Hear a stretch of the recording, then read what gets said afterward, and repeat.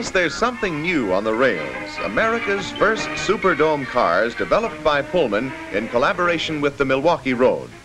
Here, Jane Kiley, president of the railroad, and Charles Bryan, president of Pullman Standard Car Manufacturing Company, inspect the first completed car. Of course, the end-to-end dome on the upper deck is what makes this car unique, but it has many unusual mechanical features. This equipment locker houses two diesel-electric generators that provide for air conditioning, ventilating, and lighting the car.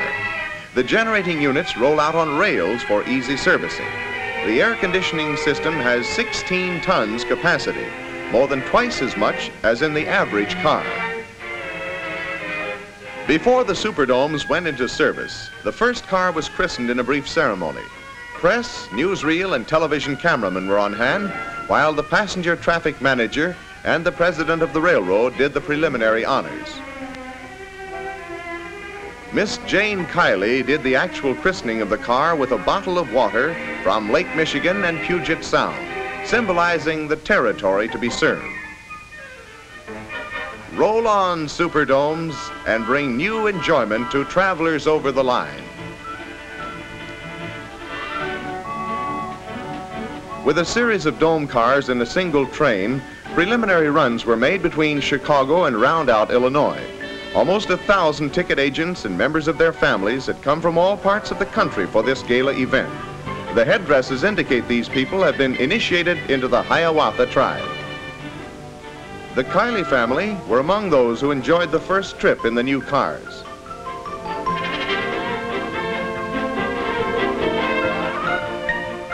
Now, let's have a look at a Superdome in regular service on the morning and afternoon Twin Cities Hiawathas between Chicago, Milwaukee, and St. Paul, Minneapolis. Or on the transcontinental Olympian Hiawatha between Chicago and Seattle, Tacoma on Puget Sound. In all, there are 10 trains equipped with Superdomes.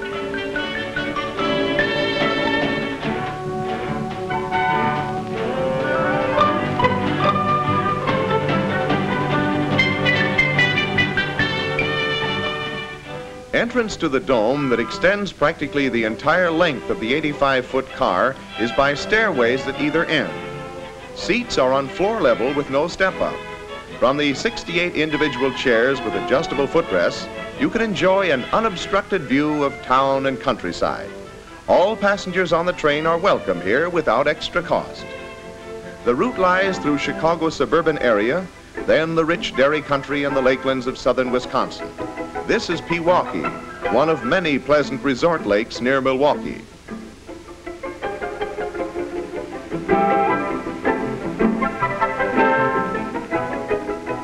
North and west in the central part of the state is the famous Dells, an outstanding scenic attraction of the Midwest. As the route parallels the Wisconsin River and then crosses it, your window affords interesting views of the red and brown sandstone formations that are characteristic features of this area. The Dells are geologically young, dating back only to the time when the glaciers thrust down into Wisconsin.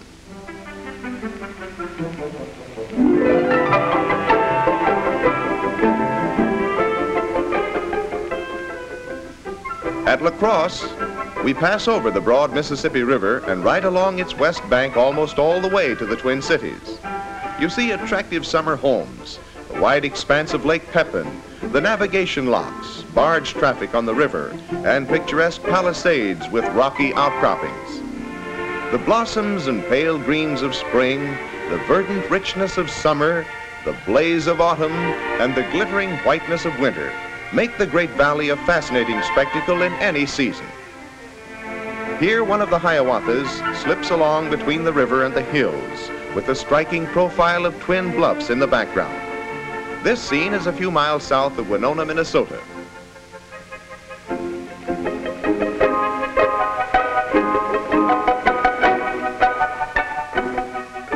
But what's going on down below? Let's take a look into the cafe lounge on the lower deck of the Superdome car.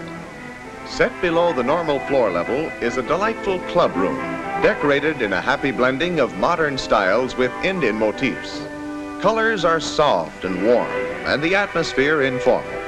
Sculptured glass panels, tinted mirrors, and colorful photo murals add to the charm of this pleasant room.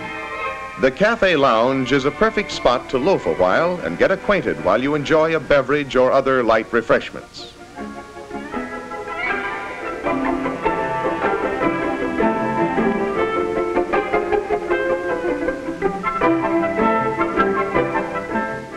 Passengers bound for the Pacific Northwest on the Olympian Hiawatha awake the first morning near Miles City, Montana. The Tongue and Yellowstone rivers are seen. Then the Bull and Crazy Mountains in the distance. Around noon, the climb begins over the big belts in the Rocky Mountain electrified division of the railroad. Shortly after lunch, the rails swing in easy curves through rugged Montana Canyon, where little 16-mile creek has carved an impressive gorge in the native granite. No road penetrates the upper section of the canyon, which is seen only by hikers and people on the railroad.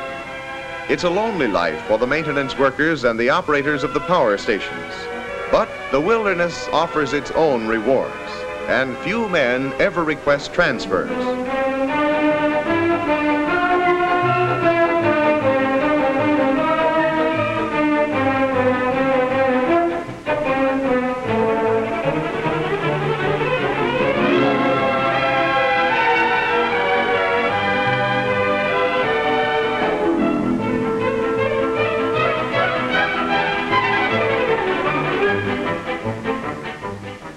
If you're a camera fan, and who isn't, you'll keep busy in Montana Canyon shooting movie or still pictures of fishermen in the creek, of the deeply eroded cliffs and battlements, the occasional sheep and cattle ranches, and the distant snow-clad peaks of the Rocky Mountain ranges.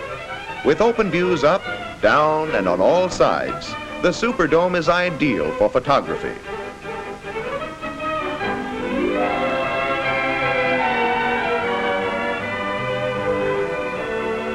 Youngsters find the high-up view endlessly fascinating.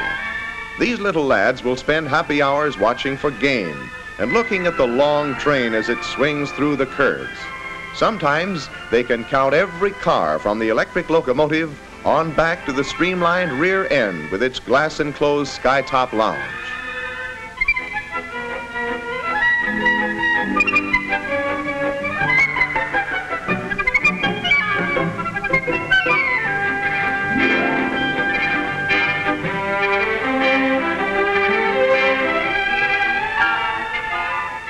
At Lombard, we pick up the Missouri River and follow it to its headwaters at Three Forks, Montana.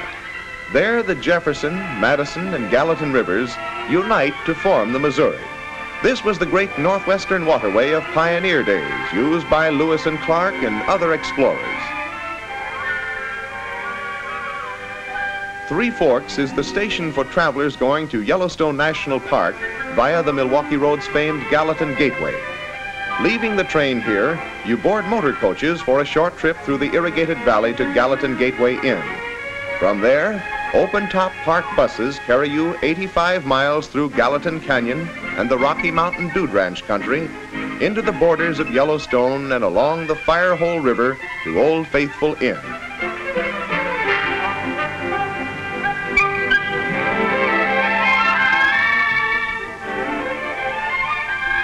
There's wonderful fishing all through the mountain country where countless streams abound with rainbow, brook, and cutthroat trout.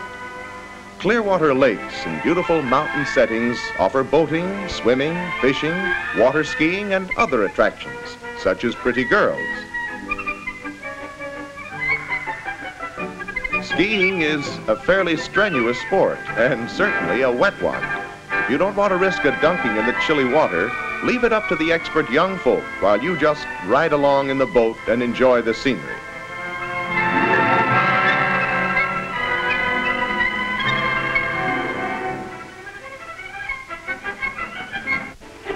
Continuing westward from Three Forks, the route of the Olympian Hiawatha picks up the course of the Jefferson River and follows it through its picturesque canyon in an easy but steady climb. Here and there are quiet pools which mirror the peaks of the Tobacco Root Mountains.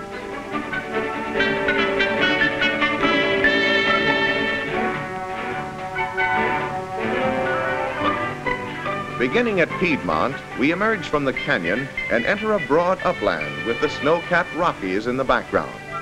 Just ahead is the Continental Divide overlooking the city of Butte, cradled on the western slope of the mountains. After passing through the Bitterroots on the Montana-Idaho border by evening moonlight, we pause at Spokane and awake in Washington's Cascade Range. Here the tall peaks shadow the right-of-way. Heavily timbered except for their rocky crests, the Cascades take high rank among the scenic areas of the Northwest. On up we go beside the blue waters of Lake Ketchelis to the pass at Snoqualmie Tunnel, a straight bore over 2 miles long through the top of the mountains. The lakes hidden in the Cascades are vacation areas with private cabins and attractive resorts on their shores. Once over the pass, the ride is downhill across the Cedar Falls watershed, through the suburbs of Black River and Renton, and so to the end of the trail at the twin Pacific Ocean seaports of Seattle and Tacoma. It is in the heart of busy metropolitan Seattle that we end this scenic ride across the continent in a Superdome car on the Milwaukee Road's Olympian Hiawatha.